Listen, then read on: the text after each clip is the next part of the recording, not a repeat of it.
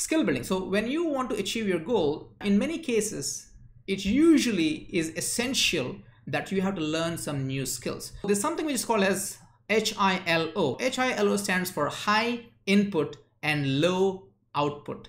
High input and low output. So what I mean by that is, there are a lot of people who want to learn some new skills because right now I want to achieve this goal, but my skill level is only here and I want to go until skill level here. So obviously I need to learn some new skills. But the problem is, many people, when they want to learn some new skills, what do? Is they spend too much time on input, learning.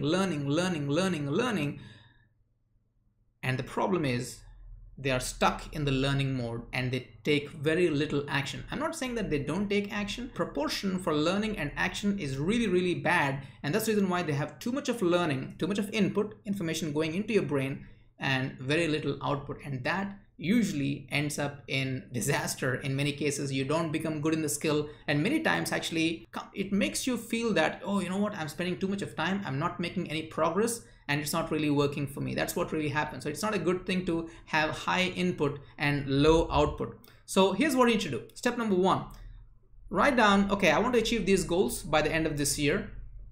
What are the critical skills that I must acquire if I want to go there? And everyone, the case is different. Right? If you want to lose weight, you will have some critical skills. If you want to improve your income, you might need to have some other critical skills. So if you want to go from level 4 to level 5 in your job, you will need some other critical skills. So you need to understand what the critical skills are. And this is where you can take help from your friends, mentors. You can take help from your boss or whoever, a person who you really trust and can take their advice. Say, hey, you know what? I'm right now here and I want to go here. And what are some skills? And in many cases, you might already know what skills you need to learn to be able to get there. Now, once you know what are the critical skills that you need to learn to be able to achieve your goals, the focus should be on LIHO.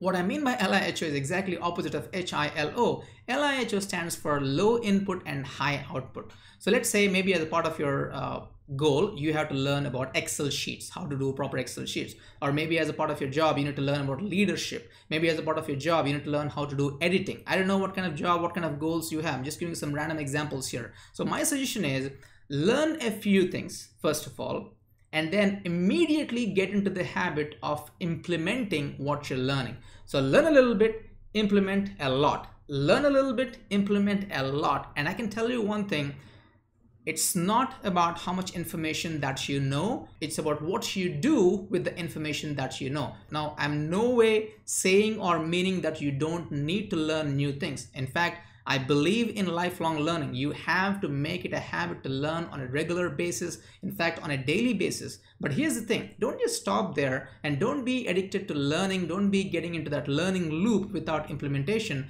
And you know, when that happens, it can not only get addictive, but also it will make you really, really averse to taking action. So you need to identify what the critical skills are, and then you need to focus on LIHO, because this is what I say. For true mastery, you need to focus more on the output, which is the implementation, and rather than on the input, which is the learning. And that is the reason why that is step number 4 is important.